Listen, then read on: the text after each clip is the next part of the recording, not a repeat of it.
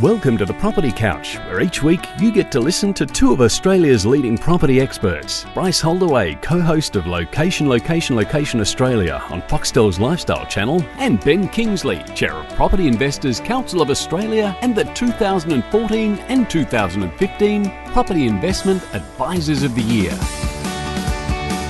All right, folks, you're on the Property Couch for each week. Ben and I bring you the insider's guide to property finance and money management. Oh, hello, mate. G'day, mate. How are we going? I'm excited. We've got it's guest day today. It is guest day. Another great guest. Great guest. And I'm going to make a prediction, Ben, but I reckon everyone's going to love what's about to come because it's about us. It's about the population. It's about what we do in this country and around the world. But before I get to that, Ben, I have got a mindset minute. Sure. Today is expecting things to change without putting in any effort is like waiting for a ship at an airport.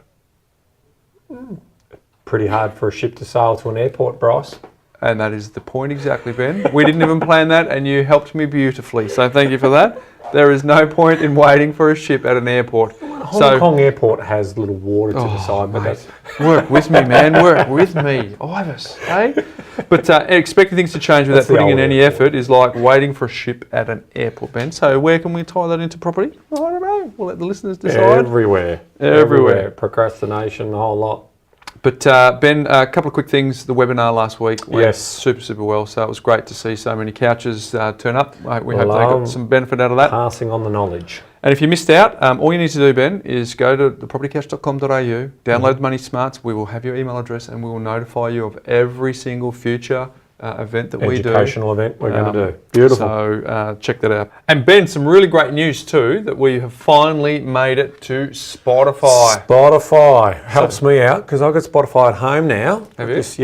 I've got this interesting home sort of automation system, and when you get into one ecosystem, and then they only have relationships with, so we had to drop one. Pain in the bum. So does that mean you're going to listen to us on Spotify? So apparently. Now you can iTunes, Android, and Spotify. So check that out. But Ben, as I mentioned before, a very special guest. Today we're talking to Mark McCrindle, who has a business, Ben, called McCrindle Research. Mark is a social analyst with an international following. His passions lie in tracking emerging issues, researching social trends and analysing customer segments, Ben. Mark is an advisor to executive boards and committees across Australia. He was a sought-after demographer. Demographer. Help you with that word? That's the first, isn't it? That's not bad, is it? Futurist and social commentator, and he's delivered over 100 keynotes in the last year. Welcome, Mark. Oh, thanks, Bryce and Ben. Great to be with you. Oh, brilliant stuff. Not only that, you've done plenty of television. I've seen a couple of clips where you've been on morning television. I mean, mate, it must be a real art for you to be able to bring stats and tables and everything and bring them to life. I mean, I think that's the key, is trying to take the heavy data and tell the story and make it engaging. And there's great value in that data, but often it gets buried in statistical tables. So how can we engage people around that important information? So sit back, folks. We're going to be basically here for the next 2 days, because that's how long we'd want, because this is important stuff. Listen to the website description, Ben. We discover the insights, tell the story, and guide the journey. All the tools, methods, and facilities we've developed are used to explore and interpret the unknown and bring clarity to complexity. Wow. Very, very cool stuff. Well described. Hey, before we get into some amazing infographics, some data around the country, I think our listeners are really going to enjoy this.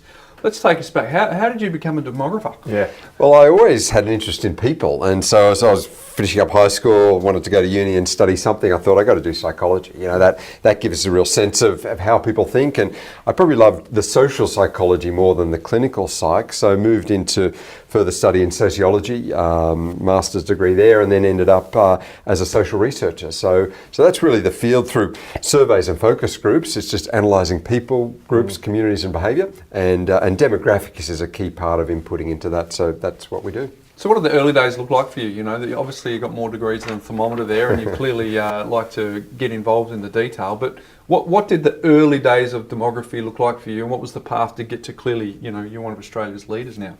Well, demography used to be the domain of the academics and the Australian Bureau of Statistics, and maybe some government demographers at state and local level. That was about the full gamut. There was no one really taking the demographics and firstly interpreting it, communicating it to the public. And after all, it's our data, it's the stuff of us, it's us as a community. So let's let the public understand it, not just have it buried away there. And secondly, to take that data and visualize, infographics and animated videos around data. We had a real passion for that. So first guy, when it was just me, I hired someone. I thought I got to get a visual designer to take the data and make not just graphs, but stories and icons that can be easily and visually interpreted. And that's been the journey that we've been on.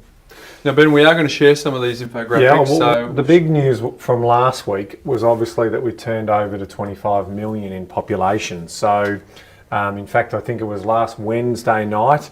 I said 11, we were having a chat before it, but 11:01, I was correct. Precise. So tell us that story. So what has been interesting about our population story over the last 10 years, but also recently? Well, the acceleration of our growth numerically, this most recent million, going from 24 million to 25, took us 31 months. So we're adding more people in shorter periods of time. And what's interesting, if you look at our demographic trajectory historically, we double our population every 50 years, which sounds consistent. So it was 1970, we're at 12.5 million. Here we are at 25 million. We'll probably double again in the next 50 years, but what that means is last time we added 12.5 million in that period, now we're going to add 25 million in that period. So numerically we're adding more people than ever, which is great news for most businesses in terms of customers and opportunities. The demand continues to grow. We're adding about 1.8% to our population each year. That's our growth rate, which more years than not over the last couple of years has been stronger than our GDP growth. So population growth does stimulate the economy. It's obviously important for property. It's one of the drive factors, and it's important for us to understand the nuances of it.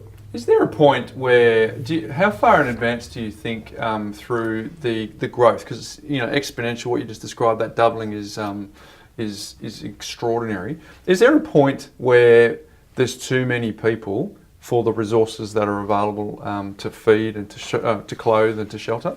There definitely is, and population growth ahead of the infrastructure supply is where we get the challenge. And we even see that in property. There's some hotspots where there's almost too much price increase. There just hasn't quite been the land release and the construction to deal with the growth. So I think for Australia, it's not so much the numbers. I mean, a land mass like ours with 25 million, no dramas. And in fact, double it, 50 million, no dramas. Our land mass is the same size, actually slightly larger than the contiguous states of the US. We've got 25 million, they've got 325 million because they've managed to populate right across the areas, the regional, which we haven't done. So 90% of Australians live within 100 k's of the coast. 1 in 5 lives in Melbourne, 1 in 5 lives in Sydney. We really are populated across a few key capitals, and we haven't invigorated the regions. We can take more growth, we can get the numbers there, we can create better lifestyle if we can grow some of the regions. What's interesting in Australia in the last year is that cities like Mackay and Gladstone went backwards in numbers. They lost people, while Melbourne and Sydney are straining under the weight. So it's not so much the numbers, but how we're balancing our population and can we get smarter with where we live and how we flow with our growth. Because the reality is, from a food point of view, we actually, my understanding is we produce as much as 3 times as much as what we consume in Australia. So I don't think we got that problem. Well, no, there's a Dan Brown book, and I can't remember, it was one of the recent ones talking about how, our population is starting to get to a point where, on a global level, not just in Australia, because clearly we're blessed, that there is a tipping point where we, and largely fiction, but it sort of opened your mind to the thought, well, hadn't really thought too much about that, given that we do live in a country that's only got, officially 25 now, but there is a point where we go forth and multiply. We might have multiplied too much. Yeah, I mean, on a global level, we're firstly getting more efficient. You were saying this, Ben, with our production. So food-wise, we're fine there. But the other thing is actually globally, the population growth has been slowing. So for a while in the 1970s and 80s, we thought, overpopulation, are we going to create a big problem globally with too many people for the global resources? But actually, The population across Asia, which is the largest continent by population, is slowing, the growth there. Africa's still growing strongly, but it's starting to slow. So they say that, here we are at 7.6 billion people globally. 9 billion, 10 billion will probably start to level out, maybe get to a maximum of 11 or 12 billion before the population starts to decline a little. So peak population is a few decades away, and no one is as worried about overpopulation as might have been the case a few decades ago. Because the things we need, obviously, shelter, food and water. Now, we've got plenty of water up north, yes, don't we, on both sides, but obviously, we don't have population centres in those areas as significant as that. So what are some of the things that, if you had the purse strings and you were looking at Northern Australia, what are some of the things that you would look to explore up there that might attract people? You talked about Mackay and that. Obviously, jobs. We talk a lot about you've got to have a good variety of industry. You've got to have you've got to attract talent. Yes. And what happens is Sydney and Melbourne attract talent, but they also attract it out of Adelaide, and we also attract it out of Brisbane. So where are our challenges there, Mark? Great point. The top end is ripe for a city if we can get it right. And, the location, the climate, the water supply, as you said, its connection with Asia, which is the demographic epicenter of the world, the emerging economic epicenter. What an opportunity. And hardly anyone is up at the top end. Yeah. So we can possibly, if we get the infrastructure, if we thought really cleverly about creating a smart city, we could do that. Now, the problem with Australia and our settlement is we're just a factor of our history. We're all in these colonies, particularly in the southeast and Perth that were settled, 200 years ago. And we've not done well with cities. In fact, the only two cities we've planted in the last century was Canberra, to be a national capital, and then the Gold Coast emerged. Because we had a fight as to whether Melbourne or Sydney could be exactly. So that one emerged, and as some people say, well, no wonder we've given up city planning if that's the best we can do. Canberra and Gold Coast, no more greenfield sites. Yeah, that's a bit of a harsh view because they're both very functional cities, they are growing well cities planned. because of the lifestyle planning, exactly. And so I think we can do this. Yeah. And perhaps it's a bit closer in the regional areas to Sydney and Melbourne where we can plant some new cities. I think for the future we're going to have to. Yeah. It's going to need fast rail connections. Yeah. It's going to need. There we have. It doesn't work on paper at the moment, but it always rises and falls. The dream of fast rail. The only inhabited continent on the planet without fast rail. Yeah. Sydney Melbourne air corridor, the busiest air corridor in the world. And we don't have fast rail. Yep, crazy. That doesn't make sense. What does a week, a month, a day look like for you and your team? Because clearly you're animating and bringing to life a lot of this data, during this chat. But you guys have got to crunch a lot of numbers and stay up to date. And that epicenter you talked about, that'll be continually moving. What does it look like? How do you stay on top of it? Well, we are blessed in Australia to have the Australian Bureau of Statistics. That's an amazing clearinghouse of excellent data.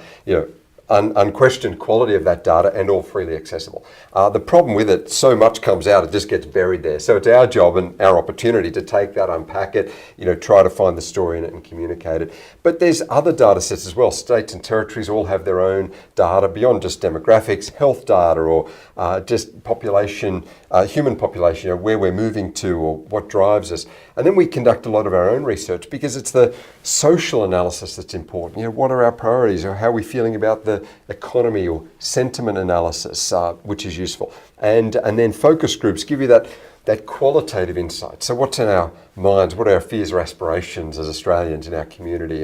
And this multitude of, if you like, multifactorial research helps us triangulate a little to identify trends and then predict where things are going. And I think that foresight is important for all business leaders. So let's dive into a topic that I don't think anyone generally gets bored of, and that's the division of generation types and where do they cut off. So we're up to generation alpha now, but I always thought that whenever I was first in property and trying to understand how property worked, it was always trying to understand what the baby boomers were doing. And I remember the description, I think it might have even been yours, where the basketballs moving through the garden hose because they were such a different population size compared to the one before. Yeah. What are some of the insights and stories and anecdotes that you like to share about the generation types, and perhaps what are the definitions, what are the boundaries? Great. Well, it really does all begin with the baby boomers. Prior to that, there was no concept where a generation would be labelled and that label would stick with them.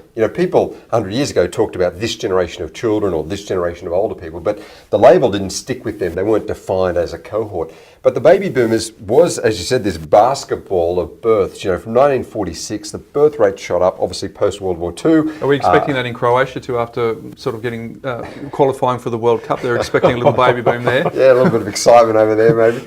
And through the 40s and 50s into the early 60s, we had high births, and by 1965 it had dropped. Birth rate had dropped back to what it was in the war years. So we had this bell curve of births, largest demographic ever seen, and they have moved from the babies to the teenage years, to the young families, to the wealth accumulators, and now hitting the retirement life stage. They have redefined every life stage and continue to do so. So that it all begins with the boomers. There's the seniors, or we call the veterans sometimes that go before them, or the older retirees. But since then, exactly, since the baby boomers, we've got the Generation X's from 1965 through to 1979. So those of us in our 30s and 40s, and followed in a lot of ways in the footsteps of the baby boomers. Played by the rules, got an education, went off to university in higher numbers, saved their money, got a foothold in property, paid the bills, raised the family. That was the approach of the Gen Xer. Gen Y started to change things. Born 1980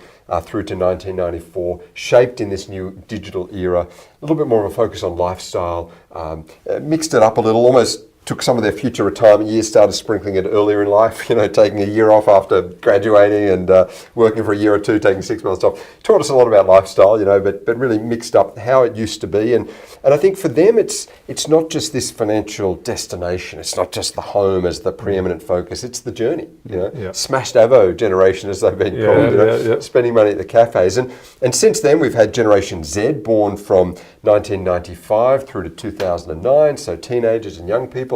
And they've really been shaped in a world of social media and the sharing economy and gig work, and they'll be quite the different and globally connected generation. And so we've got our way through the alphabet. Now we're moving to the Greek alphabet. So from 2010, Generation Alpha, the children of Generation Y, and each of these generations now 15-year span of time, and each shaped in a very different era.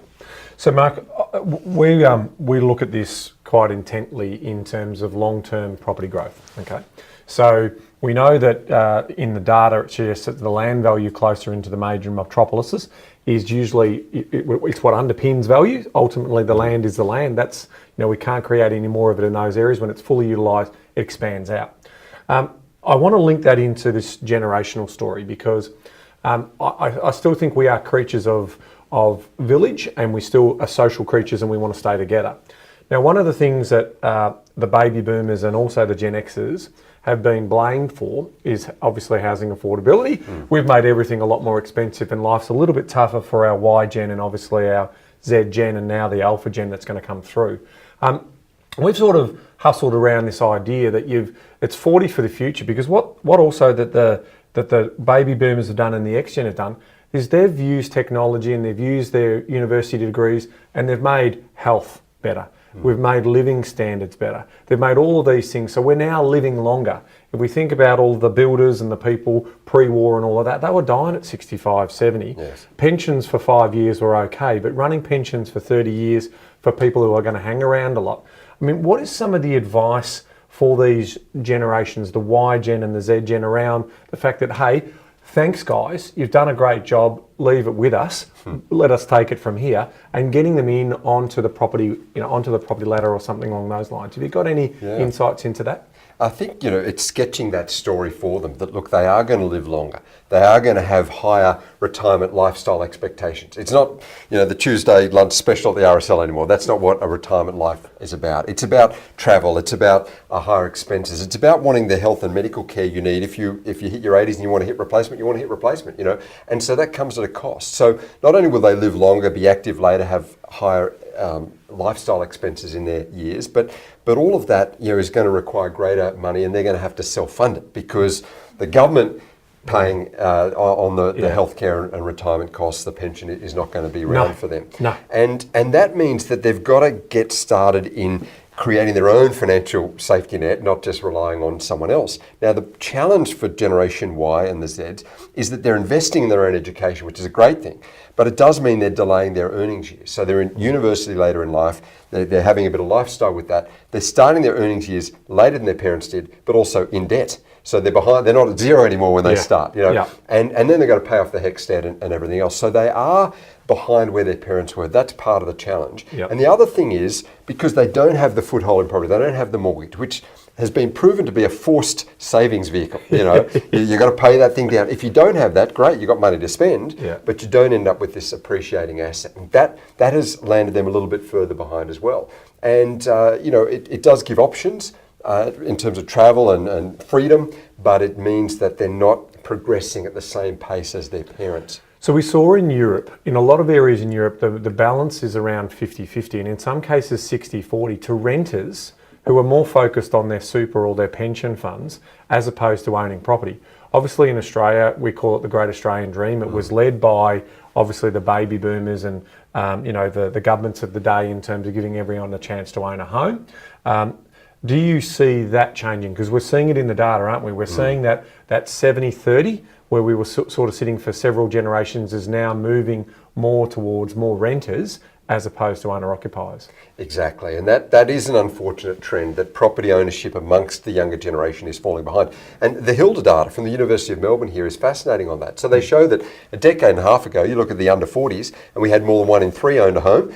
Today it's less than 1 in 4, and headed towards 1 in 5. So it's harder to get a foothold in property, therefore they're falling a bit behind. Partly, it's the lifestyle expectation that, they don't want to buy that flat in the outskirts of town because they don't want to live there. But they want to live closer in. Exactly, and there are new opportunities in terms of apartments. That sure, house prices are going up and it's a bit harder, but I think that because of our history of wealth accumulating, it has proven that property is the way to go. We need to give a little bit of incentive that you can get it done. You just need a few strategies around it, because I think the hope that mum and dad are going to pass something on, or the government will be there in the future, is a bit of a distant one. If it is to be, it's up to me. Does the Great Australian Dream still exist in the future? Because clearly it was huge for boomers and X. Y is probably, as you've just described. Is it a case that the home ownership in Australia, do you see it just following the trends of Europe, or do you just see that as a learning generation where everyone says, well, okay, you've got a choice, go what the baby boomers did, have a little bit of sacrifice and go forward, and the Great Australian Dream will relive? Or do you see it sort of the curve continuing as it is? I see it actually very strong. In our research with young people, it's still a very strong aspiration. They feel discouraged, they're not sure how to get started, they know it's going to be harder than their parents had it, but they still want it. It's just been delayed a little bit. And what the key driver of looking for a home and the security that it provides is when you start your family. You want security, you don't want to rent anymore. You want that, it's called nesting or cocooning, you want that place. So it's been pushed back. It was the early 20s, because that's when people were starting their couples and starting their families. It's now been pushed back into the getting closer to mid-30s when that life stage comes. So the Aussie dream has been pushed back in terms of when it takes place, but it's still there. And parents are helping out a little bit, with the deposit and all of that. It's still there, it's still alive, it'll still be something of our future, just a little harder to get. But the good news is, our life expectancy back 20, 30 years ago was in the late 60s, early 70s. Now we've got life expectancy for this generation coming through into the 90s. Yes. So, and we feel a lot fitter and younger at 50 than what we were in the hard 50s, where we were working in smoke-laden rooms, in poorly air-conditioned areas, and we were, it was hard yards. The generations before us that built this country did it a lot tougher to be able to get there. But now we're going to see, so if everyone just takes stock of the fact that the new 40s are the new 30s, and we just move that on a bit, they can get into it. And I think that is a message. The other one that you mentioned before, Mark, there about expectations of being able to buy that beautiful Californian bungalow or that lovely property in downtown Toorak, like their parents got the opportunity to do, or whatever, is sort of not real, is it? I mean, do they have to adjust to a point, or are they moving into units and townhouses as opposed to going out wide and grabbing that 4-bedroom house? It is adjusting those expectations. Many in this younger generation sort of expect to start their economic life in the way they've seen their parents finish their economic life. Corner office with the period home. Yeah, I'm getting a bit disgruntled. I've been at work for 3 weeks and I don't know why I'm not the CEO yet. Yeah, exactly. So it is adjusting the realities, and it's hopefully getting the previous generation to tell their story that this 4-bedroom house and the 2 cars is not how we began. That the little bed set out there and the milk craters, the coffee table. Yeah, with the newspaper up on the windows and everything. Exactly, that was our start. And everyone has to start that way. The reality is Gen Ys are smart, they're hard workers, yes. they're getting it done, and they are making sacrifices. They have changed the Aussie dream, so they're happy with a unit now, not just the home. Yep. And many are. Well, for a while there, we were wondering, are they going to move to the outskirts of the urban fringe? But many are. And now they might not want to live there, but they'll get an investment place there, and maybe they'll rent where they can't afford to live, but they'll get a bit of lifestyle. So foot on the ladder. Still putting their money away to do so. The rent vesting concept is alive. I mean, it's coming off as a small base, but it's real. So if my money's being put to work somewhere and I'm getting some return with an appreciating asset, but I can also live in that inner urban area where I get to enjoy all the spoils that I also expect. It's not a bad win. Do you see that a strong increase in demand in units and townhouses, given the fact that houses are most desirable? Everyone still wants to play backyard cricket, but given affordability, that just means that just becomes the place of the select few who generationally were able to do that. Whereas there'll just be I guess an adjustment. If you talk to a baby boomer who's now starting to be filtered out of the job market, it's now being more dominated by X's and Y's than that doesn't seem right, given that when we grew up it was just dominated by boomers. Do you see that then becomes a really good investment, without giving investment advice, given that the demand surely has to continue to increase on the right types of sort of, say, medium density property? Yeah, exactly. And the data highlights that medium density and high density indeed is where the growth is. And there's a few factors behind that. We discussed the demographics and population growth, particularly in our cities. Melbourne's just closing in on the 5 million. I'll hit that this month. Sydney got there a few years ago. I mean, 5 million, cities of 5 million people. They only exist because you've got vertical communities in terms of apartments, not just the horizontal ones. So Sydney and Melbourne, yes, and Brisbane too, will continue to see that urban sprawl. There's still a bit of land development out there, but we're also seeing massive infill growth. And in fact, while Australia-wide from the census data, we know that only 1 in 4 Australians lives in an apartment or a townhouse, 3 in 4 households are in detached homes. You look at new housing approvals in both Sydney and Melbourne, and 2/3 of new construction is apartment and townhouse. So that gives us a trend for the future. Another factor is that young people are looking for the locations where these apartments are, closer to public transport, the cafe culture, a bit of lifestyle. The amenity, closer to the action. And a third factor, of course, is affordability. So it's easier to get a foothold in an apartment than it is in a detached home.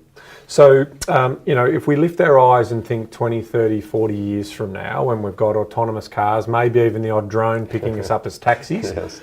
Do you see humans changing their connectivity with other humans? Like there was a great YouTube video that went around recently about, people partying in the 90s in a nightclub, and there's lights going on and everyone's jumping up, hands in the air, and everyone's interacting. And then they cut to now and everyone's holding their phones and they're dancing to themselves. So there's and I see it with my boys. My boys. It's like going out to dinner with you, mate. You've forever sort of taken Instagram shots of your food. Oh yeah, have a look at how many Instagram posts I've done. You can count them all on one hand. No, you're definitely Gen X. Don't worry about that. So, but they look at the mirror, they look at wherever they can see themselves. My query there from an investment point of view is, we invest for the long term, right? And we obviously help our clients invest for the long term.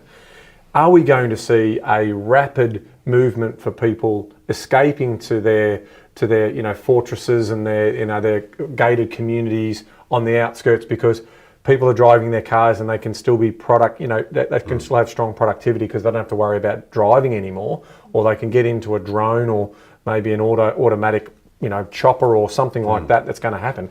Do you see that changing the societies that we're currently building in, and that connectivity that we have with humans? Yeah, and it's a key trend you've identified, Ben, and definitely, it's there, right? We're more isolated, more separated. And so the response is that actually the future is more community spaces, more facilitated share spaces. The future is actually looking a bit more like the past. The rise of the village green or the town square, because in the past people might have been part of the local church or religious organisation, they were volunteering at the local club, they were a member of the local service organisation. We're disconnected from all of that now. So where do we get community from? And it can't just be through screens or social media. That doesn't meet our timeless human need for connection. And so the new village green is being created through these new developments. Might be in the unit, might be in the shared space, the amenity there. It's often the food court, it's the cafe. It's that third place that is now being built into placemaking. The bump space, I mean, look at the sharing workforce in terms of co-working spaces. It might be at work, it might be the cafe, it might be in our neighbourhoods, but people are looking for that, and the future design will facilitate that into the very built environment. Because I noticed in one of your infographics there, it's a really good one in terms of looking at how we had leadership. And so we sort of in the builders generation, which is basically pre-war generation, controlling, very authoritarian down. Then sort of the baby boomers, we had this sort of direction. And then Gen X is more coordination. Gen Y, you've had guiding. Gen Z is now empowering. So that sort of connectivity and now the Alpha is just basically inspiring generation. I think that sort of talks about us as a community as well in terms of who are our peers and what do we aspire to and who leads us and what judgment calls do we make about our society. It's quite fascinating. Yes. Yeah, exactly. And the human psyche, those timeless drivers, they are there. That's what it is to be human. But how we meet those needs, the workplace will adjust, the living spaces will adjust. I mean, we still need to be transported around, but as we said on the infographic, we've gone in less than a century from Model T Fords to autonomous vehicles, and it's those sorts of trends that I think we need to keep an eye on. So with trend spotting and predicting the future, we've got to make sure that we don't just think that the future is one continuous trend in one direction. Actually, there are counter trends. And things re-level. They might get to an extreme and they come back. And the book is a great example of that. Everyone went to digital. Now everyone the bookstores are now making a bit of a comeback. Well, even my own productivity system, I was fully digital, and then I've got a hybrid. I've got a bit of both because there's nothing to replace. It's just a pen and paper. Exactly. Hey, and just for the benefit of the listeners, Mark's been really kind. We're able to put these infographics up, so if you go to our Facebook page, they're fascinating. I've got to tell you, go and have a look at them. They're terrific. They're brilliant. Hey, Mark, I grew up in Perth. I was one of two kids. I was in the nuclear family back then, so my worldview was shaped by that. But am I still the average Australian, or has that changed? It is changing. If you look at the household types, it's the couple-only household that are fast overtaking that nuclear family. The fastest growing household type is the solo person household. Partly a factor of changing life stages through marriage and family, but particularly an aging population. Where you've got more solo people. We've got emerging group households. The multi-generational household is a fast growing one as well. Not everyone can afford their home, so the kids are staying home longer, and a lot of parents are well aware of the stay-at-home 20-somethings. Sometimes they've got their own children coming along, so you've got 3 generations, or you've got the elderly parents coming back with the kids and who don't want to move into some aged care facility. So, different housing types. We're seeing responses in developments now and construction to accommodate. You're seeing dual key apartments, for maybe a couple of singles who can't afford, to cover the rent themselves. We're seeing very modular homes that can adjust through our life stages. So maybe this room is a spare room, and then it becomes a study, and it becomes a media room down the track, or a home-based office. So I think this is the smart design that has the flexibility to accommodate changing household structures and a lot more diversity than just the nuclear family of old. Why is it called the nuclear family? Because if we think about the carbon chemistry and nuclear physics, you have these concentric circles. So it starts with mum and dad, and then the children and the grandchildren. So it came from just that picture of the nucleus, and then the community was built on those little nucleuses. Okay. But now the community is different shapes and sizes, different cultures. Of course, we're far more varied than we ever used to be, and I think that's what our communities represent. And the future of development and community making is to make sure there are the ability to connect with all that. On that culture side, more than 1 in 4 Australians was born overseas. We are the most culturally diverse nation on the planet. Is that right? Yeah. More than America? More than US. Oh, yeah. In the US, 13% of the population was born overseas. All right. In Australia, 26% of all residents overseas born. UK, about 12%. So we are far more diverse than in terms of country of birth than UK and US and Canada and New Zealand. Hey, can we circle back to the work cycle? So my dad's retirement goal was 55. It's sort of now is the 60. Where do you think that is for, say, Generation Y, Z, and Alpha? What does their retirement number or age look like? Definitely being pushed back. They will work through their 60s. You know, we think early 60s now has been sort of an aspirational retirement year. That's going to change. Firstly, because as you were saying, Ben, age is just a number. And we're redefining those life stages.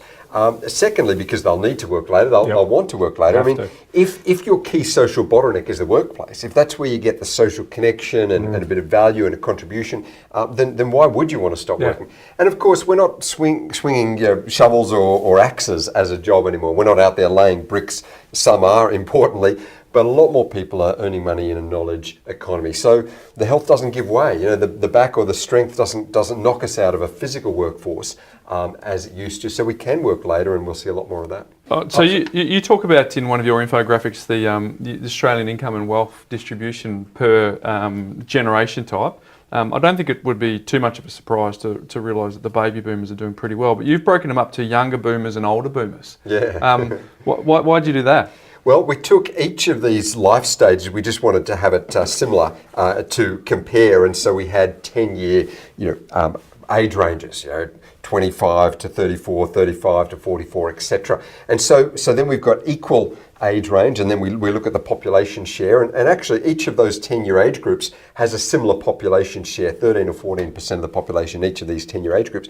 What's interesting then is you say, okay, that's the demographic footprint. What's the economic footprint? And some, particularly those older baby boomers, have an economic footprint, an economic share, if you like, twice as large as their demographic share. 25% is their economics, even though that's owned by 12% of the population. The younger generations, like Generation Y, also 13, 14% of the population, their economic share is half that, 6%. So clearly, that's self-evident. As you grow through life, you accumulate more. But what's interesting is that the net worth of the 55 to 64s is where it peaks. It's the high watermark. It's even more than those that have, and some of them are still working, of course. They're going to accumulate more, but they already own more than those that went before them, and they'll probably end up with more than those that went after. So those baby boomers are also the economic boomers. They've done very well in life. That's why our caravan maker's a billionaire in terms, because everyone's buying caravans at the moment, and that's why caravans hold their value. So if you want to buy a cheap caravan, just wait about 20 years. They'll be selling very, very cheap because there'll be an oversupply of them. Well, you just think about that's a baby boomer thing. When hula hoops, that was going, and then they went to pogo sticks, and then it's true. As you move through what the baby boomers want, it's just now that's what the caravan is. The end of the hula hoop, and they've got the cash for it. Exactly. So that's why that's the peak. That's the watermark, because they then start to use that money. They live off that money. They actually start to reduce their wealth, because the big thing is we don't want them to retain that wealth. We actually want that money reinvested back into society and services and all of those types of things, because you can't take it with you. That's right. So that's the critical part, and the government's sort of saying that's why we invented super, because we couldn't trust you with your own money. So ultimately you've got at least some base, because the pension's not going to be, it's a safety net at best. Yes. In terms of that. And that amount that you highlight, the over 55s in Australia, the complete net worth owned by that cohort is almost $3 trillion. And so, self-evidently, over the next 10 to 20 years, that'll either be spent or passed on, probably a mix of both. And so I think we are therefore headed for the biggest intergenerational wealth transfer ever. And some of those Gen X's and Gen Y's will do very well, others won't. So it can't be something that's relied upon. But it is one of the realities that we see, a little bit more of the fragmentation of wealth by generation. Those that got into property mainly and just their investment life in the 1980s into the 90s or before have managed to shoot ahead of those that are coming after. And it's just one of those factors of life and timing. But it's something that can be turned around with this next generation if they apply some good strategies in this new era. And governments, if you're listening, keep your hands off our money, our legacy money. No death taxes. Yes. All right, stop your excessive spending. Start living within your means, because you're asking all of us to live within our means. So just a little note there to my favourite government people. Mark, I want to talk about the future of prosperity for Australia. We are in a situation now where we there's definitely animosity out there in some communities where they are feeling that they aren't enjoying the population growth story. They're not seeing that benefit then, and that wealth is being transferred to less people. How do you see a solution for Australia to be that prosperous nation that we have been, that land of opportunity that we have been in the past? Where do you see that story going for Australia? Well, firstly, the good news about living in Australia is that you don't have to have a lot of money to have an amazing lifestyle. I mean, this is an amazing country. The climate, the culture, the free access to this natural resource, and a lot of community investment in infrastructure is phenomenal. Yeah, it is the lucky country. It's called that for a reason. Yeah. And we see that right across the earnings spectrum. People can make a good life of things. And the great thing about our suburbs, they've always been a melting pot. They've been the great egalitarian sort of global experiment in Australia. You got the plumber living next door to the lawyer, and everyone's hanging out, up the road or kicking the ball in the park. And we don't want to lose that. No. There's a little bit of the sort of stratification taking place, more than we used to see, but I think we can pull that in and maintain this land of the middle class that we used to be, where everyone can get along. The good news on that the Hilda data I referenced, it's just come out again this year, and it shows that what's called the Gini coefficient, the spread of wealth. Yeah, I was reading that. It actually hasn't got worse over the last decade. In other words, we hear about the 1% owning the bulk of it and all this sort of thing. We've got we might complain about our tax structure and think it takes a little bit of the incentive out, but for whatever complaints we have, it's progressive enough in that it's keeping the playing field reasonably level. Now, some people are feeling a bit shut out and a bit disgruntled, but even so, it's the fragmentation of wealth is not getting worse, and again, even on a little bit, people can have a reasonable lifestyle, and it does come back to some of those choices as well, and hopefully some education, information, so that people can, even with that little, try to make a bit more of that, and to hopefully have not just a short-term view, but that longer-term view. Maybe the parents can help the kids. Maybe young people can think about not just where will I be next year, but 20 or 30 years, and play the long game, because that's the only way that anyone has made money in Australia. It's the family wealth story. I mean, Bryce, you were talking about it in terms of how the Italians and the Greeks and the Vietnamese and all of that do that. They pool their wealth and they say that, we're ultimately we're responsible for that generation. Yes. Australians haven't really done that, but I think as we get older and mature, we're only a couple hundred years old. I suspect that that's going to be the case. So yes. We are starting to see a little bit where parents are going on loans.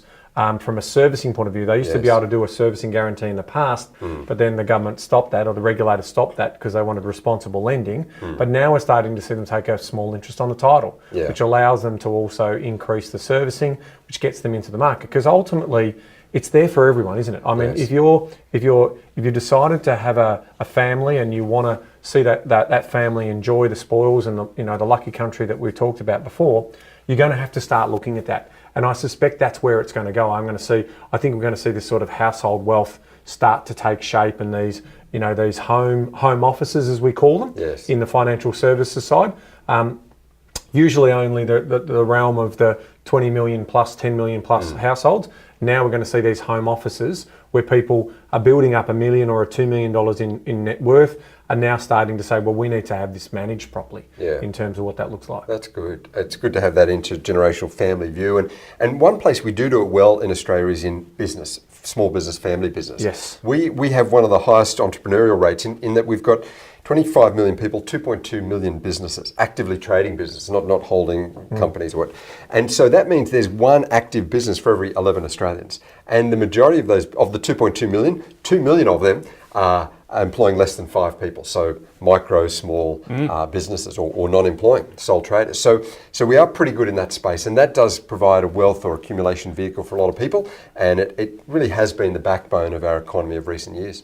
Fantastic. Mark, where's the epicentre of the country where there's equal number of population, north, south, east and west? a little country town called Ivanhoe in New South Wales, happens to have it's pretty much sole claim to fame as being the population centre. So, in other words, northwest New South Wales is where it is, and that just gives us a sense of our population distribution. So from that point, there are as many people north, and so you've got obviously Queensland, Brisbane and southeast Queensland tugging it that way, and as many people west, you've got Perth, and so you've got population to the east. So that's sort of how that population spread works. And interestingly, that point has been heading north and west over the last decade, highlighting the growth of Perth and the growth of southeast Queensland and Queensland generally, over the last decade, notwithstanding, the growth of both Sydney and Melbourne, but that's how the growth has been headed. Was there a time in the last 10 or 15 years where that epicentre was in Melbourne, in Victoria?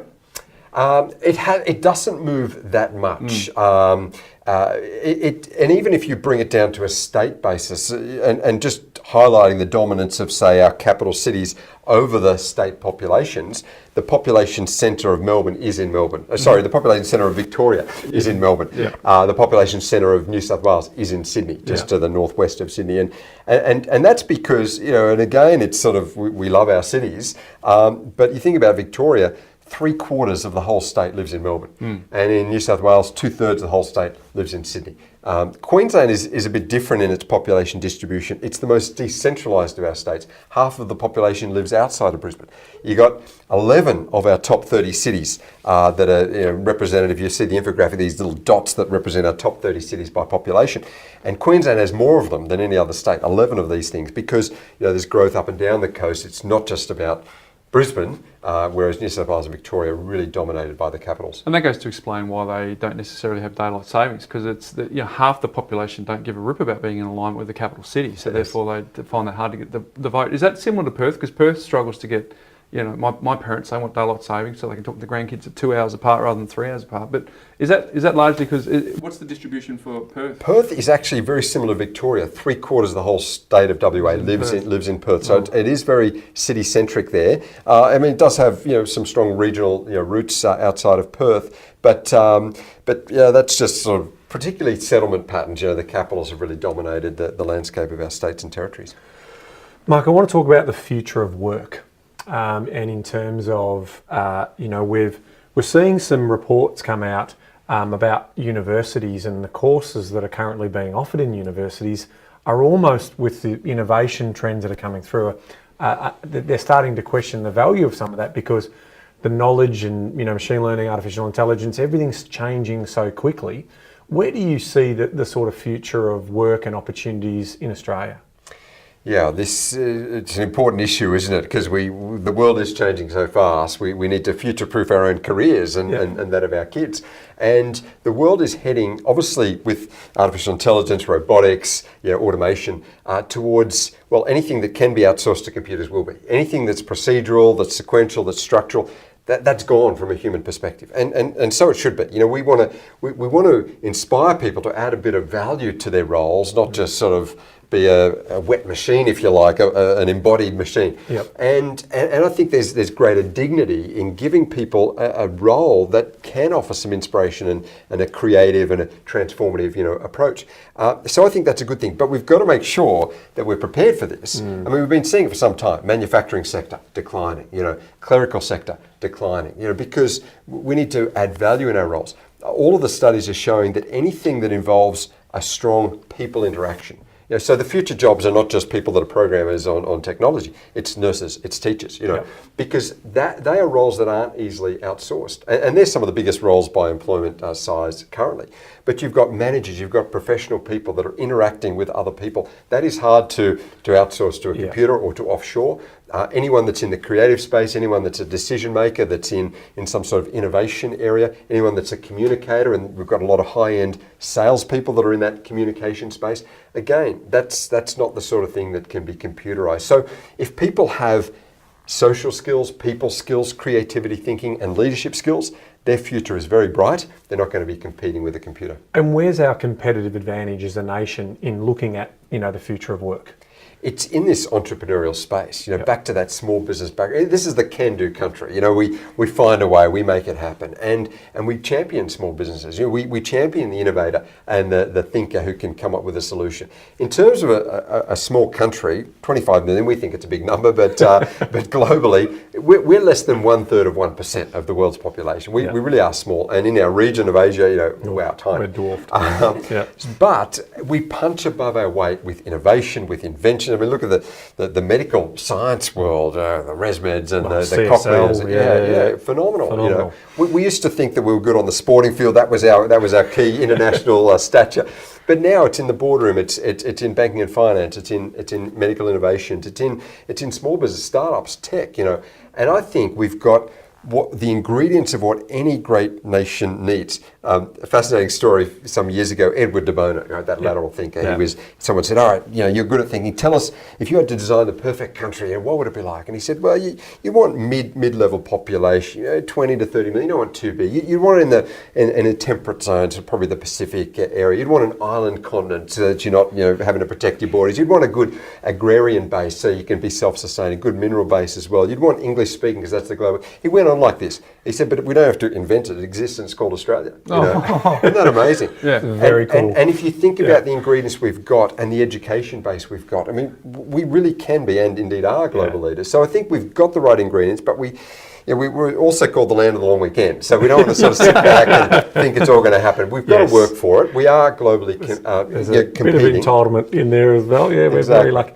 Anyone who travelled overseas will quickly work out how fortunate we are, wouldn't they? I mean, if anyone's been anywhere around the world, when you're swinging around and seeing the Harbour Bridge and the Opera House, and you sort of think, I'm glad to be home, because it is such a fortunate country, and coming into Melbourne, same sort of thing. We are very, very blessed, but a lot of people forget a bit of that. If they haven't travelled a lot and they think, what can other people do for me? I think there's an element of, we've got to keep that can do, and if it is to be, it's up to me, and have a go, as opposed to letting everyone else take care of us, like the government and those types of things. Exactly. Hey Ben, the last one for you, Mark, is when will Melbourne finally overtake Sydney as the most populous city in Australia? Well, actually, the year is fast approaching. It's going to be 2026 now, based on the current growth. I mean, the growth of Melbourne right now is phenomenal, and it's closing that gap.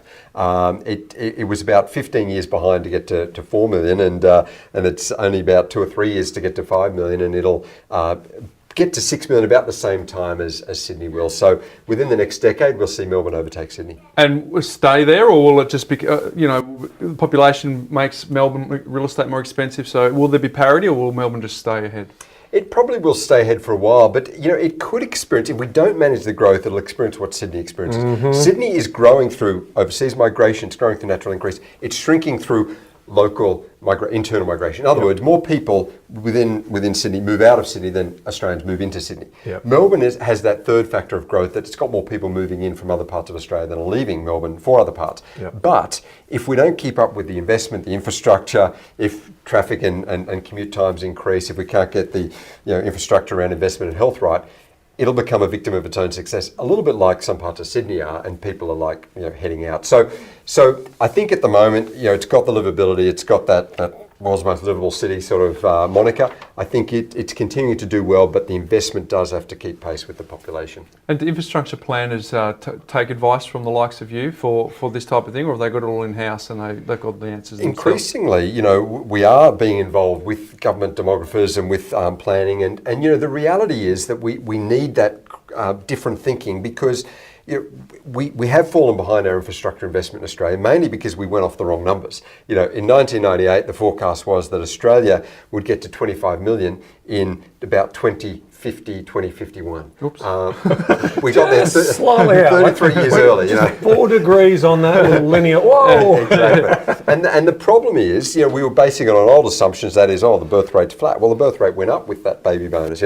Migration 80, 90,000 per year. Well, we had 240,000 net migrants in the last year.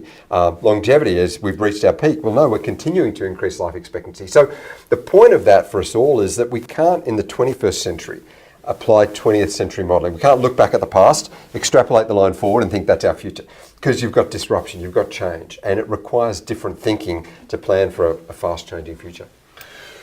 Now, Mark, normally I do a Did You Know section, and it's normally at the end of the podcast, but I'm going to actually bring it in here now because there's some research you did with the Financial Planning Association of Australia, and it looked at Dare to Dream, the insights around money management and wealth creation and getting financial help as part of that story. So there's a great little infographic, and I'm sure we'll bring it up, but I just want to highlight a couple of points in here because I think, you know, as much as this podcast is obviously a property, but we're very money management, cash flow centric in terms of our attitudes and behaviours around money. In fact, I get quite fired up when I talk about people's inability to manage money. And so what I loved about some of the insights here is, here's some of the data that you found out. 4 out of 5 people believe in their ability to create what they want. So we've got this can-do mindset for most of us. And when it comes to money, we've got this, she'll be right, mate. Yeah. No, oh, nothing to see here. It's all good. So 88% of men think that they've got this covered, and 70% of women, but the reality is we don't, right? It's so we go even further into that story, and in terms of 3 out of 5 people believe that they'd be in a better financial position if they did something, like that. They actually feel like they're going to be in a better financial position. 47% of them said they should have saved more. 34% said they should have spent less, and 27% said that they should have invested more. So we've got this, she'll be right, mate, no worries. When we take a closer look at that, probably shouldn't have bought that second boat or that third car in the garage. Probably didn't need that. That was a bit of a splurge spend. And here's the one that really gets on my nerve about planning to become what you plan to become, right? So 3 in 5 people, no plan, no financial plan in terms of, and it gets worse that 1 in 4 people never ever seek any third party advice. Yes. Now, whether that be from a professional or even from somebody else who may have been there, done that, they're just going in blind. Yeah. So they're making their judgment calls from news snippets and all those types of things. So I find that was fascinating. So obviously, I don't know whether you were fully across this bit of work that was done, but what else did you find in that data that was quite interesting for you? Well, the personality segment around money was quite fascinating, and you'll see some quadrants. Those that have a strong plan, they've got a vision for their future and they're taking action towards it. We call those the movers and the shakers. They've got a picture of where they want to be and they're taking action. You've got other people that've got a vision for the future but no real plan or taking action. And we call should be right, mate. We would call them the poker master. So I'm hoping for the lotto one day and that'll make the dreams come true. And then you got those with no plan and no action. We call those easy riders. And unfortunately, a good number of Australians are in that. Now, it is the lucky country, and as we said, you can get by, just sort of making up each day as you go along. But it is getting harder to do that because the costs are rising, house prices going up, even costs of living. And if we want a few options in life around the kids, around their education, around the future, we do need to do a bit of planning. So I think the easy rider or the poker master strategy, perhaps not a secure one for the future. So these are great insights. And here's one for, just rounding that off. Women trust men to make most of their financial decisions. So if you've got a situation that you're driving or working out in the car or doing whatever, driving the car or working out at the gym or listening to this podcast, and your husband says, I've got this, honey, and doesn't seek any other advice from any professional, and you're trusting him in that judgment, I'm worried about your money situation. So, if your husband is leading that story, or if you're leading that story and you're getting some professional advice, trust me, it will be very, very helpful for your future if you actually seek some guidance in this area. So that was brilliant. I think the last 45, 50 minutes has been brilliant. We certainly appreciate your time coming on, Mark. You've got a few books. The ABC of XYZ, where you've unpacked the demographic story, and we've been talking about that. So that's a great book to go and check out. We'll put some deets in the show notes. But you've done 2 others, Word Up and The Power of Good. What were those ones? Word Up was a study of language, particularly across the generations, and we used that. It was a Gen Y term at the time. Word Up, a bit of a slang, and it's fascinating because the words we use and how we communicate tells us a lot about our times and ourselves. And it was really a look at communication, and ultimately, the conclusions are that if we just sort of communicate in the same old structured way, we're probably going to not get cut through in a world of information overload. So that was how we communicate in changing times. And the power of good was just we do a lot of study into motivations and drivers and Australians, and we found that we hear a lot of negative news around the place, and that's what seems to fill the airwaves. But actually, we found that Australians are not only optimistic generally as their posture, but we found for every act of violence or crime that anyone had experienced, there were more than 10 random acts of kindness that the average Australian has experienced. Is someone helping them pick up the fallen groceries or pay when they've run out of cash at the checkout, or whatever it may be. Fascinating study. So it was a collection of stories. We wrote to Australians and said, give us some stories of random acts of kindness, of kindness from a stranger in your life. And it's just a really inspirational look at who we are as a country and how we are pretty good at helping out our mates. Well, I think you do a terrific job of making stats and data come to life. I think our audience will get a huge amount of benefit from the last 45 minutes. We certainly appreciate you taking the time. And for those folks who want to look at some of those infographics that we've been referring to during this interview, again, go to our Facebook page. We'll have them all up, and you have all the deets where you can contact Mark if you want to. Well, they can subscribe as well. You've got an area there which all of those infographics. We'll put all those links up there, Ben, so that we can drive all that inquiry over to Mark. But mate, it's been a pleasure. Thanks. Now, before we sign off for me, Ben, I've got to do my life hack soon as you've spun the structure around. But it's got a because these infographics are so good. But did you know, Ben, on your iPhone, you can go to the settings, general, accessibility, and then you can turn on the magnifying glass. I was thinking about you because you. Yes. Well, if you just have a look at why did I have to write these notes next? I mean, it's not a visual podcast, but. Because I couldn't read them. So this life hack's for you, old boy. So once you set that, you go settings, general, accessibility. Are you an iPhone user? I am, yes. Yeah, so you go general, settings, general, accessibility, and then turn on magnifier. What happens then is you triple click the home button, boom, magnifying glass.